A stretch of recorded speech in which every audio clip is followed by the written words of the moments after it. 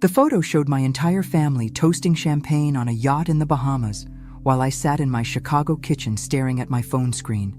I took action that same night. 9 hours later, my daughter-in-law Jessica was screaming so loud, the neighbors called the police. If you're watching this, subscribe and let me know where you're watching from. I'd like your support as I share what really happened when family loyalty met its match.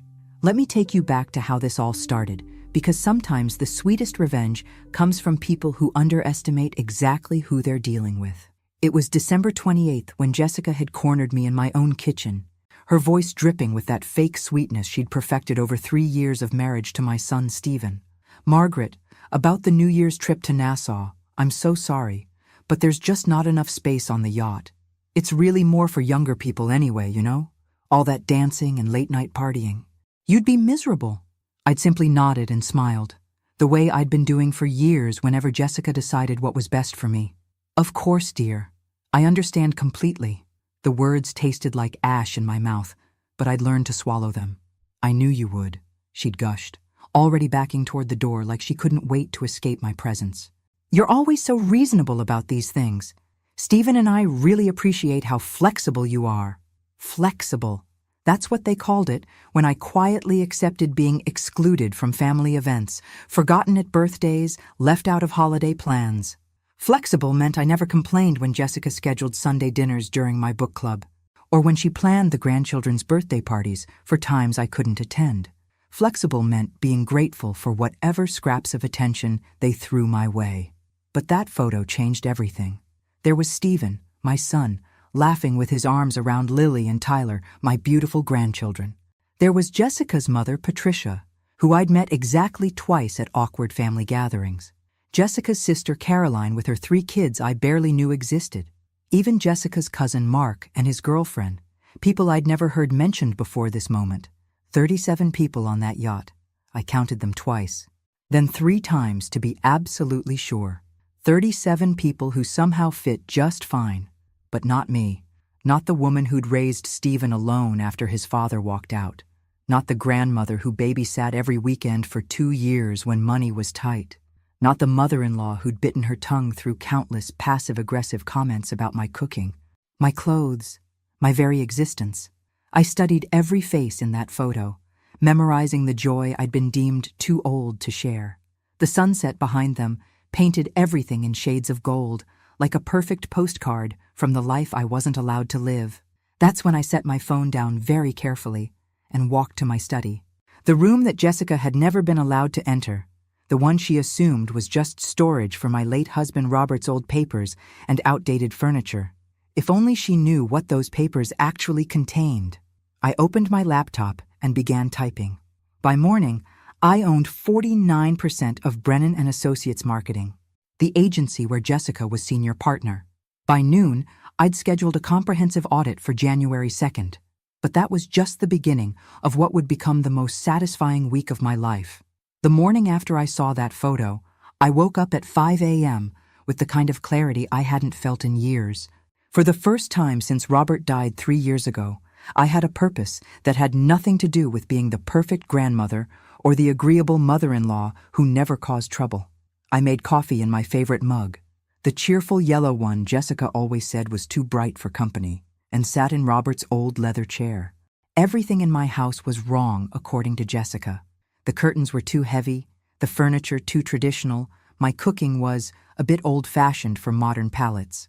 Even my choice of television shows was somehow evidence of my inability to keep up with the times. My phone buzzed with a text from Stephen. "Having amazing time. Weather perfect. Kids love snorkeling. Wish you could see Tyler's face underwater. He looks like a little fish." Wish you could see, not wish you were here. The distinction was subtle but clear. I was welcome to enjoy their experiences secondhand through photos and stories, but not to actually participate in making memories with my own grandchildren. No mention of missing me. No apology for the sudden change in plans that had left me spending New Year's Eve alone with a frozen dinner and Dick Clark's Rockin' Eve. Just cheerful updates from the family vacation I'd been deemed too old and boring to enjoy. I poured my coffee and opened my laptop again, feeling a smile tug at my lips. Robert had left me very well provided for, though Jessica and Stephen had no idea exactly how well. They knew about the life insurance, the pension, the house that was paid off. They didn't know about the investment portfolio Robert had been building since we married, or the quiet stock acquisitions I'd been making for the past 20 years, while they assumed I was just a helpless widow learning to balance a checkbook. My husband had been a brilliant financial strategist, and he'd taught me everything he knew during our 45 years together. While Jessica saw me as a lonely old woman who needed their charity visits and pity invitations to feel included, I'd been watching, learning, and methodically building wealth they couldn't imagine. Brennan and Associates had been struggling lately. I'd overheard enough hushed conversations between Stephen and Jessica to know they were losing clients, behind on payments, and scrambling to maintain the lifestyle they'd grown accustomed to. Jessica's Mercedes lease, the house in Lincoln Park with its ridiculous mortgage, Tyler's private school tuition, Lily's elite dance academy fees, it all cost money they didn't quite have but pretended they did, which made my offer to purchase nearly half their business through an offshore investment firm impossible to refuse, especially since I'd had my lawyer structure it as a silent partnership from a company called Meridian Holdings. They'd never suspect that Margaret Brennan, the sweet old lady who made too much food and asked too many questions about their lives, was now their business partner with access to every financial record.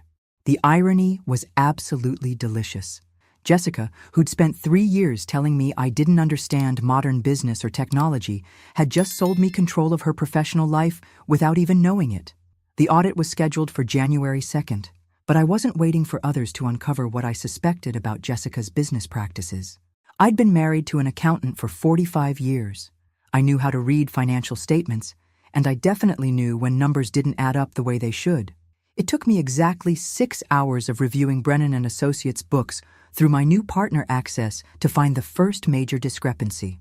Jessica had been billing clients for premium marketing packages while delivering basic services, pocketing the difference in a separate account that didn't appear on any official company records. Clever, but not nearly clever enough to hide from someone who actually understood financial forensics.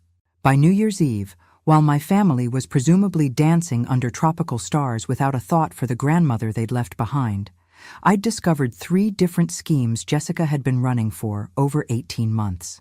Overcharging nonprofit clients who trusted her completely, double billing for marketing materials that were produced once but charged for twice, and my personal favorite, charging her business lunches with her personal trainer Marcus to the company's client entertainment budget. Marcus Thompson, who according to his very public Instagram account was 28 years old with the kind of stunning physique that graced romance novel covers. The same Marcus who'd been tagged in dozens of Jessica's photos over the past 6 months, always during times when Stephen was supposedly away on business trips or working late at his law firm. I screenshotted everything methodically, building a case that would have made Robert proud. Every cozy dinner with Marcus at expensive restaurants across town, while Stephen thought Jessica was attending marketing conferences. Every afternoon, yoga session that somehow lasted 3 hours and took place at luxury hotels. Every weekend, business trip to Milwaukee that didn't involve any actual business meetings, since I'd already confirmed with the supposed clients that no such meetings had ever been scheduled. The beautiful thing about people who underestimate you is how careless they become. Jessica had never bothered to make her social media private, because who would grandmother Margaret know on Instagram? She certainly hadn't expected me to create an account and spend months quietly following her activities, watching her document her own infidelity with the kind of detail that would make a private investigator weep with joy. My phone buzzed with another family group text. This time, it was Jessica herself. "Sunset cruise tonight. Kids are having such a blast. Thanks for understanding about the space issue, Margaret. You're such a sweetheart." Understanding. I was becoming quite excellent at understanding things Jessica thought I'd never figure out. Like understanding that she was stealing from clients to fund her affair. Understanding that she viewed me as too stupid and irrelevant to pose any threat. Understanding that she was about to learn exactly how wrong she'd been about both my intelligence and my capacity for strategic thinking. I typed back, "Have wonderful time. Can't wait to hear all about it when you get back." Can't wait was the most honest thing I'd said to her in months. January 1st was a Tuesday. which meant Jessica and Stephen would fly back Wednesday evening exhausted and sunburned, and Thursday morning would bring Jessica face to face with exactly how much trouble she was really in. I spent New Year's Day in a way I hadn't in years, completely focused on myself and my own goals instead of worrying about what everyone else needed from me. I got my hair done at the salon I'd been going to for 2 decades, but hadn't visited since Robert's funeral. Susan, my stylist, took one look at me and shook her head with the kind of professional disappointment that came from watching a client give up on herself. "Margaret Brennan, you look like you've been hiding from the world for 3 years. When's the last time you did something just for you instead of everyone else?" "Today," I said, settling into her chair and feeling something inside me straighten for the first time in months. "Today I'm doing everything for me." 3 hours later, I walked out with silver hair, styled in a way that made me look 10 years younger and completely in control of my own life. Next stop was the department store, where I'd been buying practical sweaters and sensible shoes for far too long, clothes that made me invisible in family photos and easy to forget at family gatherings. The young sales associate, probably about Lily's age, lit up when I explained what I needed. "You want power clothes? Like CEO power or courtroom power?" "Boardroom power," I said without hesitation. "The kind that makes people nervous when you walk into a room." She understood the assignment perfectly. And by the time we were finished, I had 3 suits that cost more than I'd spent on clothes in the past 2 years combined. But when I looked in the dressing room mirror, I didn't see Grandmother Margaret anymore. I saw the woman who'd co-built a successful accounting firm with her husband, the woman who'd managed their investments through 3 economic downturns while raising a son and working full-time, the woman who'd volunteered at the Children's Hospital for 15 years and still found time to serve on 2 nonprofit boards. I saw the woman I'd been before grief and loneliness had convinced me to accept crumbs from people who should have been offering me the whole cake. My phone rang as I was loading shopping bags into my car. Stephen calling from the airport. "Hey Mom, we're boarding now. Should be home around 9 tonight. Jessica's exhausted from all the sun and activities, so we probably won't come by tonight. But maybe lunch Thursday?" "Actually, Stephen, I have plans Thursday, important business meetings, but I'm sure I'll see Jessica very soon." There was a pause. I never had plans that conflicted with their schedule. I never had business meetings. I never had anything they considered important enough to work around. "Oh, okay. Well, maybe this weekend then? We'll see how this week goes," I said, starting my car and feeling powerful in a way I'd forgotten was possible. Thursday morning arrived gray and cold, typical January in Chicago, but I woke up feeling like spring was coming early this year. I put on my new charcoal gray suit, made coffee in my favorite mug, and sat in Robert's chair to wait for the phone calls I knew were coming. The first call came at 8:47 a.m., right on schedule. "Mrs. Brennan, this is David Chen from Morrison & Associates. We're the accounting firm conducting the audit at Brennan & Associates Marketing. Could you come in today to discuss some significant concerns that have come to light during our review?" I'd hired David myself through my lawyer, but Jessica didn't know that crucial detail. To her, he was just another man in an expensive suit asking uncomfortable questions about business practices she thought she'd hidden perfectly. "Of course," I said, injecting just the right amount of concern into my voice. "What time works best for your schedule? Would 2 p.m. be convenient? And Mrs. Brennan, given the nature of what we've discovered, you might want to bring legal representation. I'll be there promptly at 2. The second call came at 10:23 a.m. Stephen, sounding confused and more than a little worried about whatever chaos was unfolding at his wife's supposedly successful business. "Mom, something really weird is happening at Jessica's office. There are auditors there asking pointed questions about missing money and financial irregularities. Jessica's completely freaking out. She thinks someone's trying to sabotage the business deliberately." "How terrible," I said, sipping my coffee and admiring the way the morning light hit my newly styled hair in the hall mirror. "I hope she figures out what's causing these problems.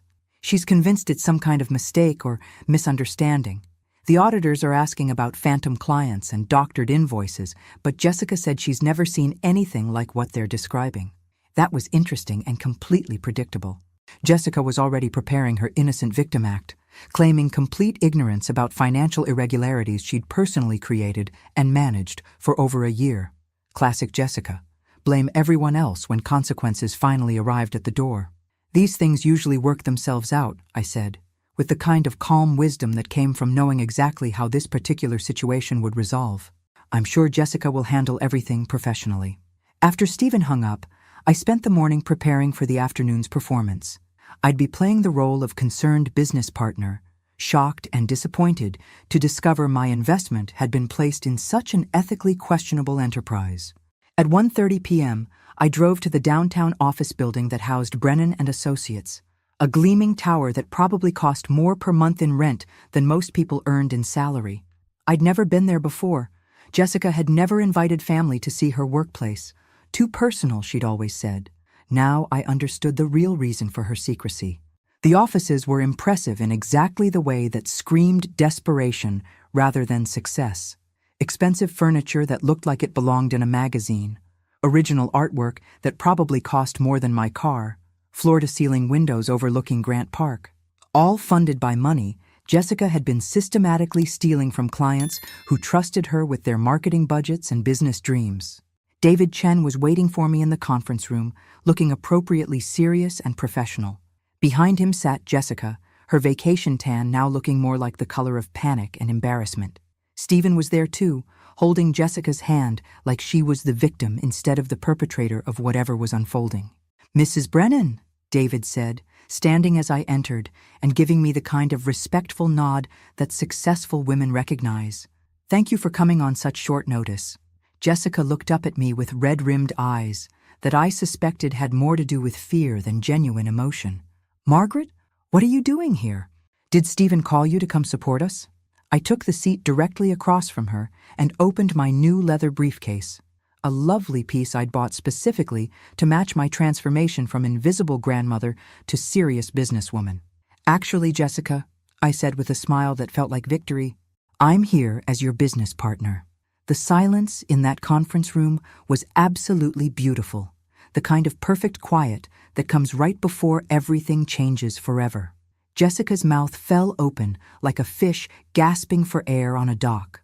Stephen looked from me to Jessica to David Chen, trying to piece together a puzzle he didn't even know existed until this moment. "Business partner?" Jessica's voice was barely a whisper, like saying the words too loudly might make this nightmare more real. "What are you talking about, Margaret?" David Chen opened his folder with the kind of practiced efficiency that comes from delivering bad news to people who thought they were untouchable. "Mrs. Brennan is the primary investor behind Meridian Holdings, the company that purchased 49% of Brennan and Associates in December. She's here to review the serious irregularities we've discovered in the company's financial records." I watched Jessica's face cycle through confusion, disbelief, and finally dawning horror as she realized what had actually happened. Her sweet, bumbling mother-in-law, the woman she'd left behind because there wasn't enough space for old people on family vacations, was now her business partner, her judge, and quite possibly her professional executioner. "This has to be some kind of mistake," Jessica said, her voice rising with the kind of panic that made people say stupid things. "Margaret, you don't know anything about business or investments or modern technology. Someone's obviously taken advantage of you." "Oh, Jessica," I said, pulling out the first file folder from my briefcase with deliberate slowness. "I know quite a lot about business. I helped Robert build his accounting firm from absolutely nothing. I've been managing our investment portfolio for over 20 years with consistent profits. And I know exactly what I bought when I purchased half of your company." Stephen found his voice, though it sounded strangled. "Mom, what's going on? Why didn't you tell us you were investing in Jessica's company?" "Because I wanted to surprise you both," I said, smiling at Jessica with the kind of warmth that made my next words even more devastating. "And because I wanted to see firsthand what kind of business my daughter-in-law really ran when she thought no one was watching." David cleared his throat professionally. "Mrs. Brennan, we need to discuss the discrepancies we've uncovered. There's substantial evidence of systematic overbilling, phantom client charges, and personal expenses fraudulently charged to business accounts over an extended period." Jessica's face went white, then gray, then an interesting shade of green. "Those are accounting errors, simple mistakes that can be corrected with better bookkeeping procedures." "Can they?" I opened my folder and spread the documents across the polished conference table like cards in a winning hand. Bank statements, invoices, credit card receipts, Instagram screenshots, printed in full color. Because everything here looks quite deliberate and carefully planned to me. Jessica stared at the evidence of her crimes, laid out like a roadmap of betrayal and stupidity. Stephen leaned forward, reading invoice amounts, recognizing charges for restaurants he'd never been to, trips he'd never taken, experiences he'd never shared with his wife. Jessica, he said slowly, his voice getting quieter with each word, these charges. This receipt says you had dinner at Le Bernardin in New York last month, but you told me you were at a client meeting in Milwaukee. Stephen, I can explain everything. With Marcus Thompson, I added helpfully, pointing to the credit card receipt with my manicured finger. Your personal trainer, who, according to his very public social media accounts, was definitely not in Milwaukee that day. The last piece of color drained from Jessica's face as she realized I knew about Marcus, knew about the affair, knew about everything she thought she'd hidden so carefully. Stephen looked at the Instagram screenshots I'd printed out in devastating detail. Jessica and Marcus at intimate dinners, Jessica and Marcus at a resort spa weekend, Jessica and Marcus in what was clearly a hotel room, looking very much like people who weren't discussing fitness routines. How long? Stephen's voice was barely audible, like he was afraid of the answer. Jessica started crying. Real tears this time, not the crocodile tears she'd perfected for getting her way in family discussions. Stephen, it's not what it looks like. I can explain everything. But we all knew exactly what it looked like. And explanations weren't going to change the photographic evidence spread across the table. David Chen coughed discreetly. Perhaps we should focus on the financial irregularities first. Mrs. Brennan, as the majority stakeholder, what would you like us to do with this information?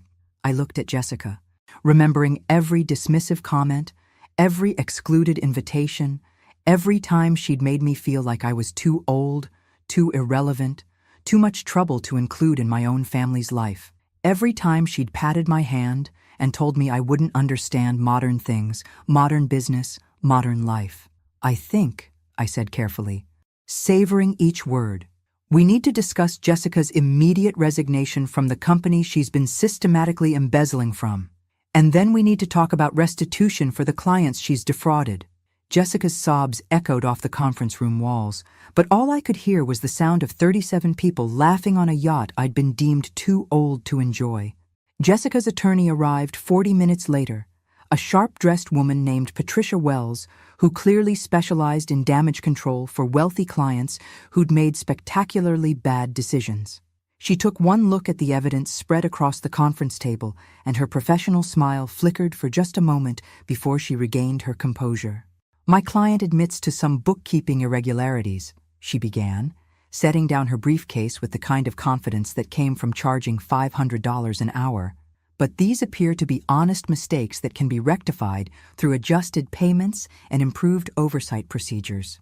I almost laughed out loud. After 3 years of being treated like I couldn't understand a restaurant menu, watching Jessica's lawyer try to snow me with legal double talk was almost entertaining. Almost.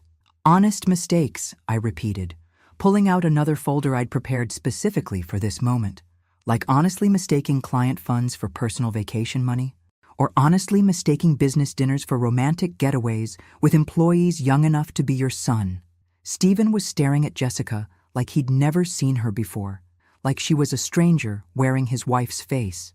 Jess, just tell me the truth for once. How long have you been seeing Marcus? It's not an affair, Jessica said quickly, her voice taking on that desperate quality of someone whose lies were crumbling faster than she could build new ones. He's helping me develop a fitness program for the company wellness initiative. I slid a hotel receipt across the table, watching Jessica's eyes track it like it was a snake. The Ritz-Carlton charges quite a lot for wellness initiatives, especially the presidential suite for 3 nights. Patricia Wells cleared her throat with the kind of professional authority that was supposed to intimidate people who didn't know better. Mrs. Brennan, what exactly are you hoping to accomplish here? Public humiliation? Because my client has children to consider, a family that could be destroyed by vindictive actions. Your client should have considered her children before she started stealing from her business partners and conducting affairs in hotel rooms, I said, my voice staying perfectly calm despite the rage I felt building. But since you asked what I want, I'll tell you exactly. I want full restitution of every penny of embezzled funds. Jessica's immediate resignation from all company positions, a formal apology to every client she defrauded, and a guarantee she'll never work in marketing in Chicago again. That's impossible, Jessica gasped, her tears flowing freely now. I built this company from nothing. You can't just take it away from me. Actually, I can. I opened my briefcase again and pulled out the document I'd been saving for this exact moment. David, would you please explain the current ownership structure to Mrs. Brennan? David Chen consulted his notes with the thoroughness of a man who'd been paid very well to be completely accurate. As of yesterday's emergency board meeting, Mrs. Margaret Brennan now owns 73% of Brennan and Associates. The additional shares were purchased from investors who were, shall we say, concerned about the company's ethical standards once they learned about the financial irregularities.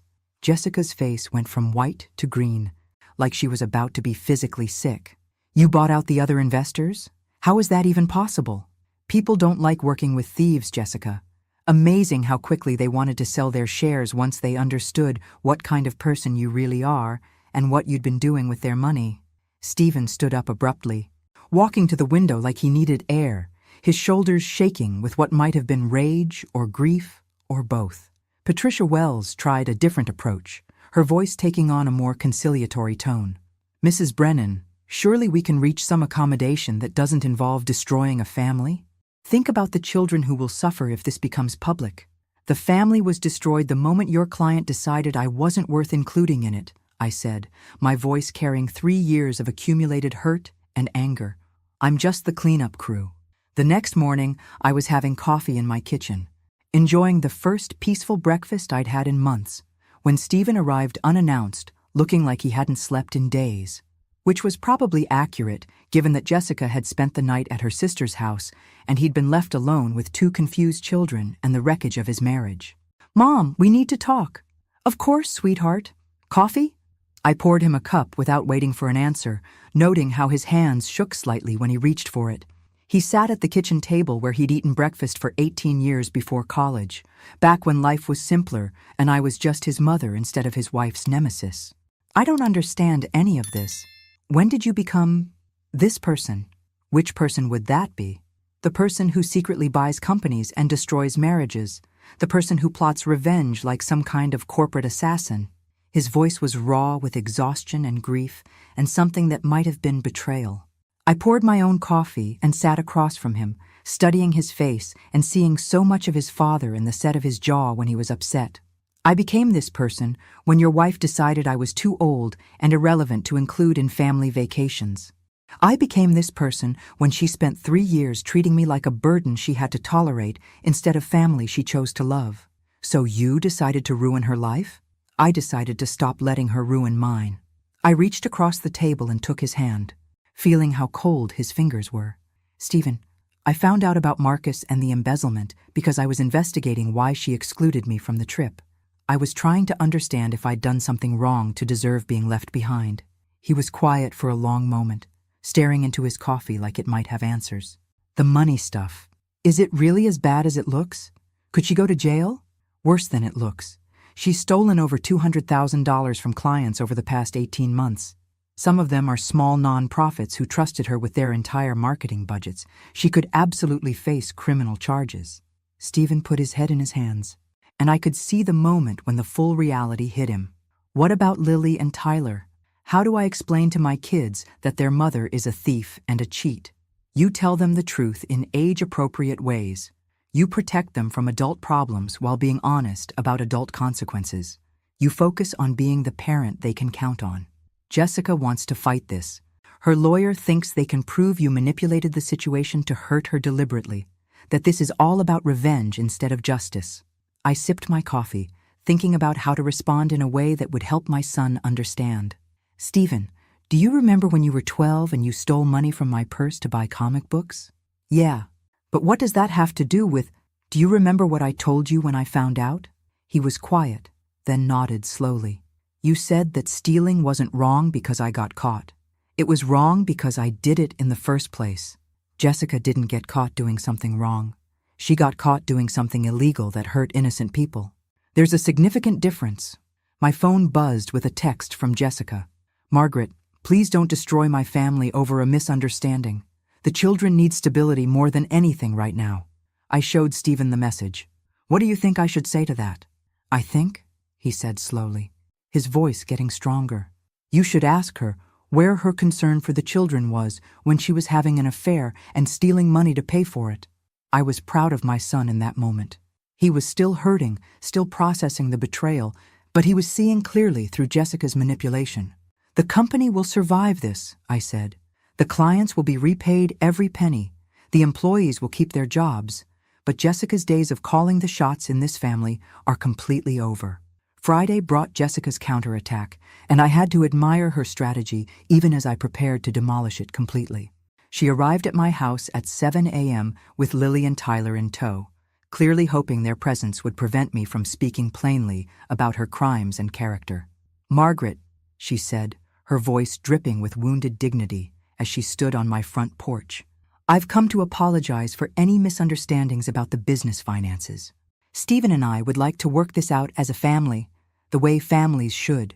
Lily, my beautiful 15-year-old granddaughter, looked confused and tired. Tyler, 13 and always too smart for his own good, looked suspicious of everything about this early morning visit.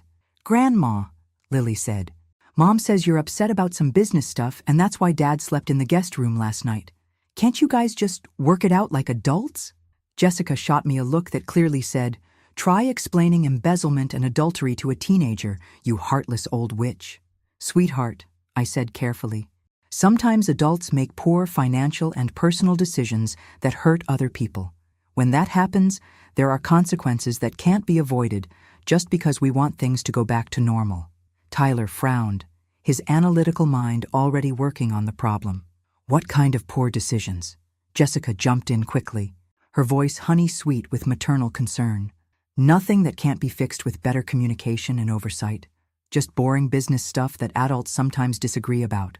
I looked at my grandchildren, these kids I adored more than anything, and made a decision about honesty versus protection. "Tyler, Lily, would you like some breakfast? I was just making pancakes and bacon." "Can we talk privately while they eat?" Jessica asked, her mask of sweetness slipping slightly. "Of course." In my study, surrounded by Robert's books and the evidence of Jessica's crimes, she dropped all pretense of family unity. "What's it going to take, Margaret?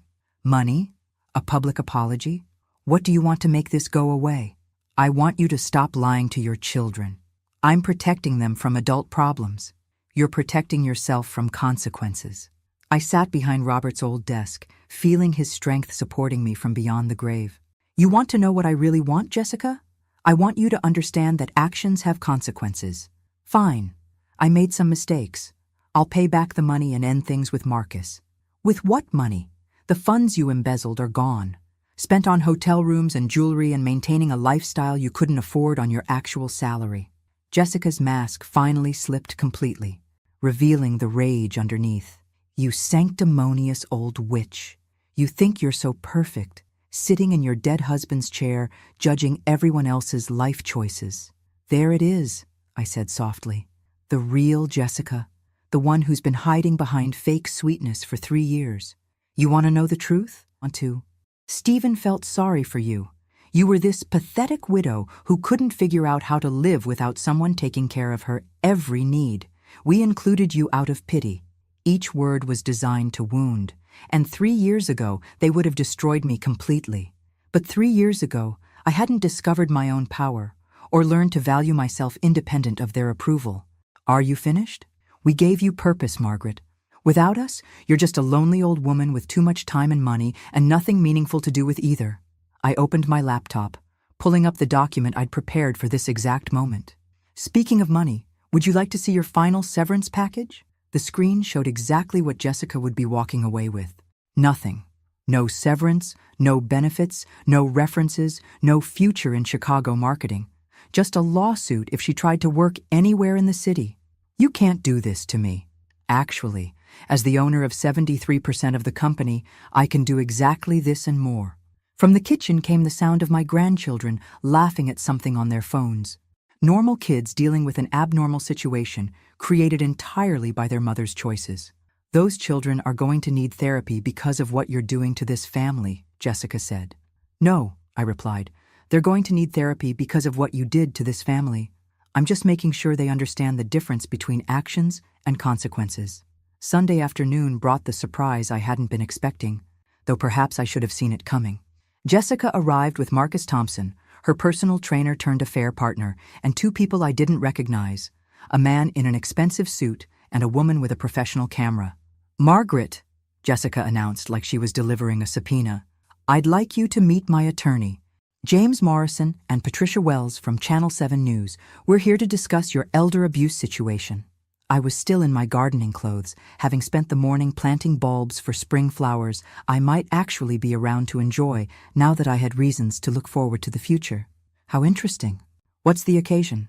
We're here to discuss the financial manipulation you've been subjected to, James Morrison said, pulling out his tablet with the confidence of a man who thought he was about to expose a scandal. Ms. Brennan has evidence that you've been taken advantage of by unknown parties seeking to exploit your grief and isolation. I almost admired the strategy, even as I prepared to destroy it completely. Paint me as a confused old woman being manipulated by mysterious financial predators. Turn Jessica into the victim of elder abuse rather than the perpetrator of embezzlement and adultery. It was actually quite clever. Elder abuse, I repeated slowly. By myself? Patricia Wells stepped forward with her microphone, her voice dripping with the kind of synthetic concern that made for good television. Mrs. Brennan, are you aware that your recent business investments may have been influenced by individuals seeking to exploit your grief over your husband's death and your social isolation? What individuals would those be? Exactly. We believe, James Morrison said, consulting his notes like he was reading from a script, that you've been targeted by financial predators who convinced you to invest in schemes specifically designed to hurt your daughter-in-law's business as part of some kind of revenge plot. Marcus Thompson stood slightly behind Jessica, looking like he'd rather be anywhere else in the world. Smart man. He was about to become the face of adultery on the evening news.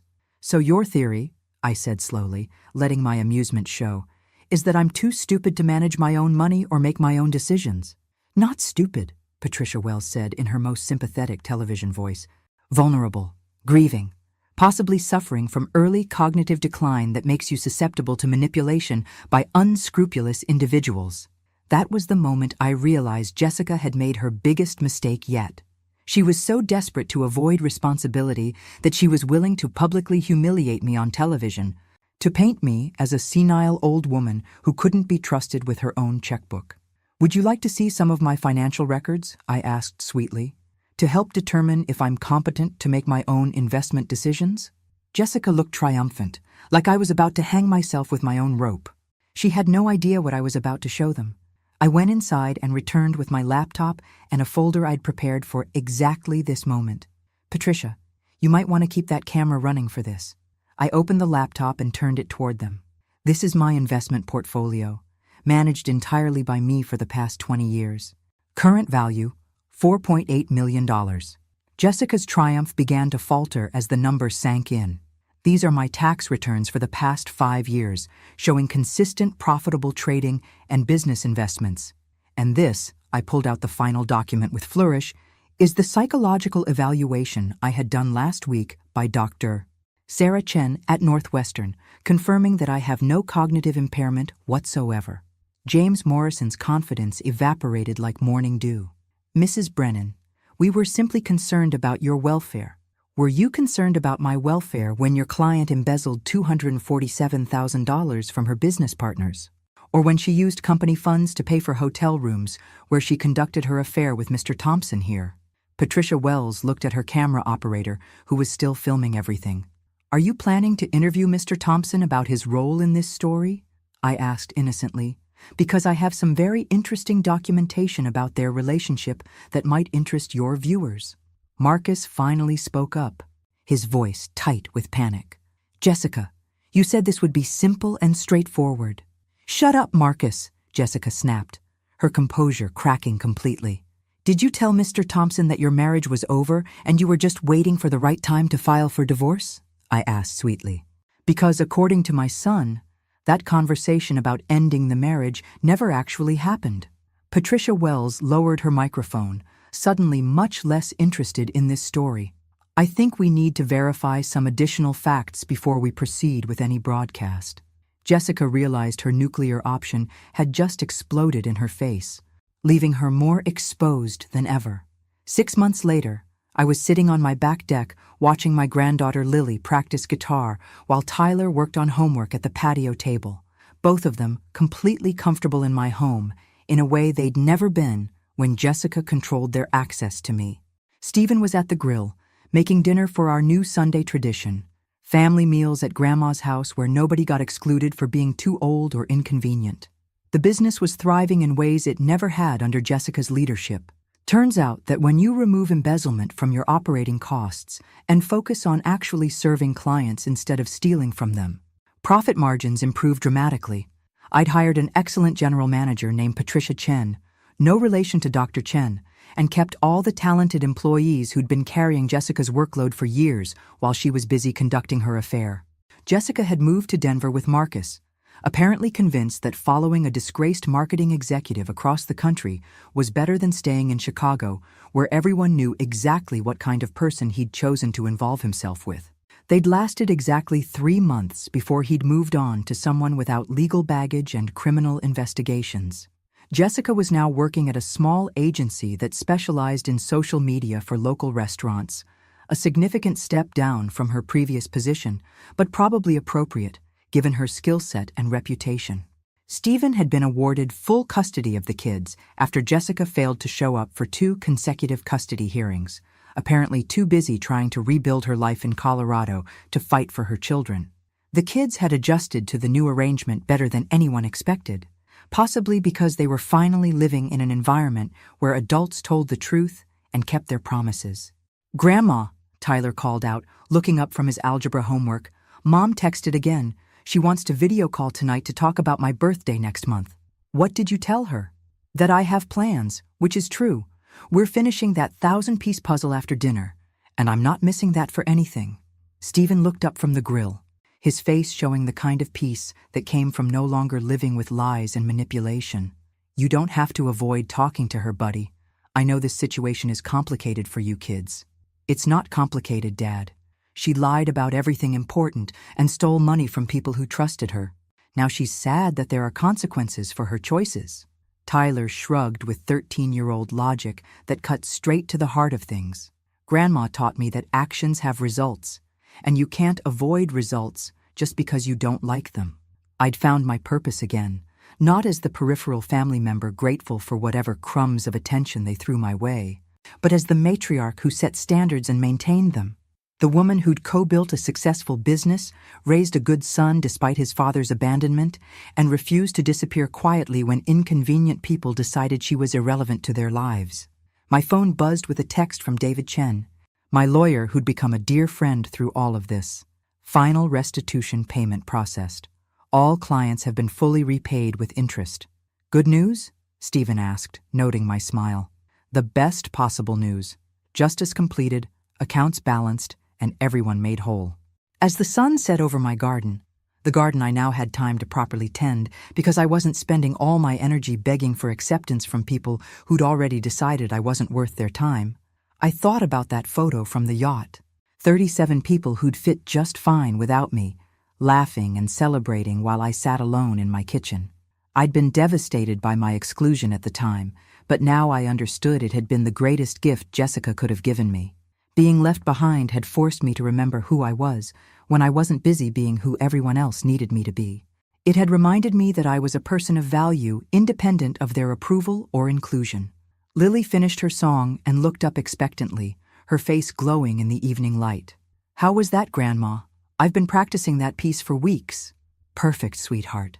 Absolutely perfect. And for the first time in 3 years, everything in my life truly was perfect."